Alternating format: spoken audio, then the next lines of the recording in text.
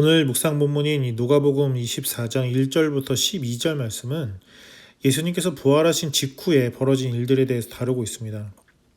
몇몇 여자들이 예수님의 시체에 향품을 바르려고 안식 후 첫날, 그러니까 지금의 주일이죠. 일요일 아침에 예수님의 무덤을 방문한 거예요.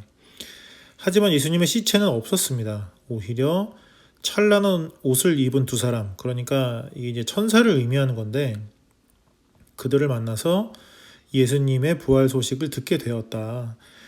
그래서 곧장 그 소식을 다른 제자들에게 알렸지만 제자들은 그들의 말이 허황된 말로 들려서 믿지 않았고, 베드로만 무덤에 달려가서 예수님의 시체가 없는 것을 확인하고 놀랍게 여기면서 다시 돌아왔다. 이렇게 끝나는 본문입니다. 사실 이 부활은 언제 일어나는 일이죠? 마지막 때에 일어나는 일입니다. 진정한 구원이 완성되는 마지막 그날, 우리에게 일어날 일이 바로 부활이죠. 그런데 예수님이 그 부활을 끌고 이 세상 속으로, 이 시대 속으로 먼저 침투해버린 거예요. 언제 우리에게 일어날지 모르는 그 일을, 그 부활을 이미 2000년 전에 증명해 버리셨기 때문에 사실 이 예수님의 부활은 마지막 날 시작될 그 새로운 시대, 영원한 그 하나님의 나라를 이미 시작한 놀라운 증거이자 선포가 됩니다. 그래서 예수님의 부활 때문에 이미 완전히 새로운 시대가 열린 거예요. 그러니까 하나님의 구원이 실패한 것 같은 시대가 끝나고 하나님의 구원과 승리가 이미 선포된 시대가 열린 겁니다. 모두가 죽어야 하는 시대가 끝나고 죽고 부활하는 시대가 시작되었다고요.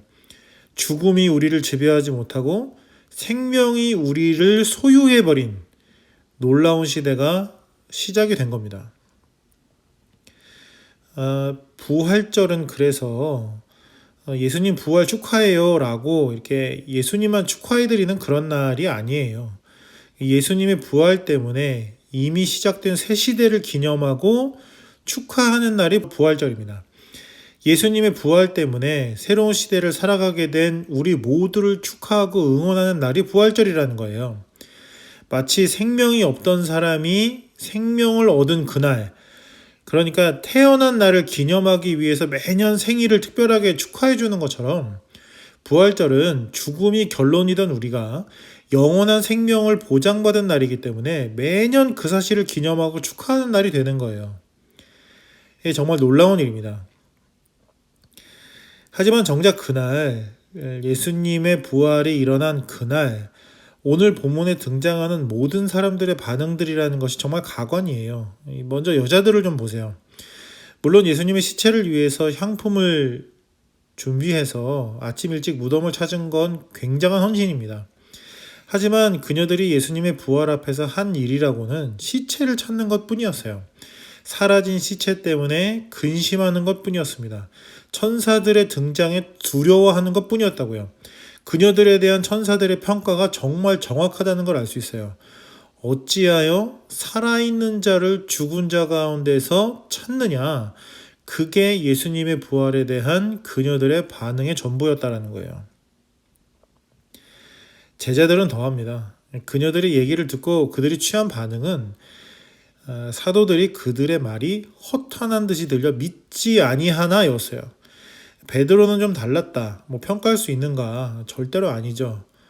베드로 역시 그 된 일을 놀랍게 여기며 집으로 돌아가니라가 끝이었다라는 거예요. 그렇다면 성경은 이 부활의 기적적인 순간에 왜 이 여자들과 제자들의 터무니없는 실체와 수준을 폭로하고 있는가? 정말 그들을 비난하기 위한 것인가? 아니겠죠. 오히려 형편없는 그들을 통해서 더욱 강조되는 이 본문의 주제가 있습니다. 부활은 누구의 일이죠? 부활은 철저하게 예수님의 일인 거예요. 예수님이 홀로 그 일을 하셨다. 예수님이 홀로 죽음을 이기시고 예수님이 홀로 부활을 완성하신 겁니다. 예수님이 홀로 부활을 이 시대로 끌고 들어오셨다. 예수님이 홀로 새 시대를 시작하신 거예요. 거기에 다른 사람들이 동역하거나 끼어들 수 있는 틈은 1%도 없었습니다. 예수님 주변에 그 누구도 부활을 감당할 수도 없었고 끼어들 수도 없었고 예상할 수도 없었어요. 다들 정신없이 나자빠져 있던 그때 예수님이 홀로 부활로 새 시대를 열어 젖히신 거예요.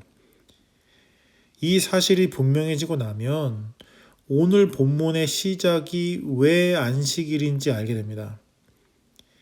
23장 56절은 계명을 따라 안식일에 쉬더라로 끝나거든요. 그리고 24장 1절은 안식 후 첫날 새벽에로 시작하는 거예요. 여러분, 안식일 하면 가장 먼저 떠오르는 장면이 뭐죠? 바로 6일 창조 후에 처음 맞이하는 창세기 2장의 안식일입니다. 안식일의 기원이자 모델이 바로 거기에 있거든요. 한번 생각해 보세요. 창조는 누가 다 했죠? 하나님이 하셨죠. 그리고 6일째에 창조된 인간이 누린 첫날이 바로 안식일이었던 거예요.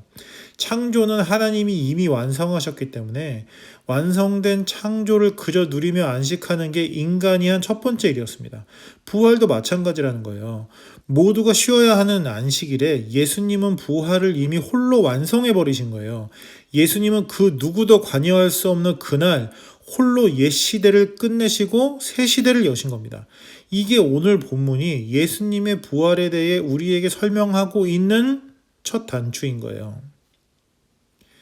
그러면 예수님께서 완성하신 부활을 따라 예수님이 시작하신 새 시대를 누리며 우리가 끼워야 하는 두 번째 단추를 자연스럽게 발견하게 됩니다. 오늘 본문은 우리에게 이렇게 얘기해요. 기억하라, 그리고 알리라. 주님께서 이미 말씀하시고 홀로 완성하셨기 때문에 우리가 이 시대를 살아가며 할 수 있는 남은 일이라고는 그것을 기억하는 겁니다. 갈릴리에 계실 때에 너희에게 어떻게 말씀하셨는지를 기억하라. 이르시기를 인자가 죄인의 손에 넘겨져 십자가에 못 박히고 제3일에 다시 살아나야 하리라 하셨느니라 한데 그들이 예수의 말씀을 기억하고 그리고 그 기억나는 것을 어떻게 하라는 거죠? 무덤에서 돌아가 이 모든 것을 11사도와 다른 모든 이에게 알리니. 그저 알리라는 거예요. 이 소박한 릴레이가 이때부터 시작해서 지금 우리에게까지 이어지고 있는 것입니다. 너무 비장하게, 너무 힘줘서 무리하지 않았으면 좋겠어요. 예수님은 이미 부활하셨거든요. 그리고 예수님의 부활로 이미 시작된 새 시대를 살아가고 있는 우리들입니다. 오늘도 그 감격과 그 기쁨을 그저 기억하고 그저 알리며 새 시대를 체험하고 완성할 수 있는 우리 모두가 되기를 진심으로 소망합니다.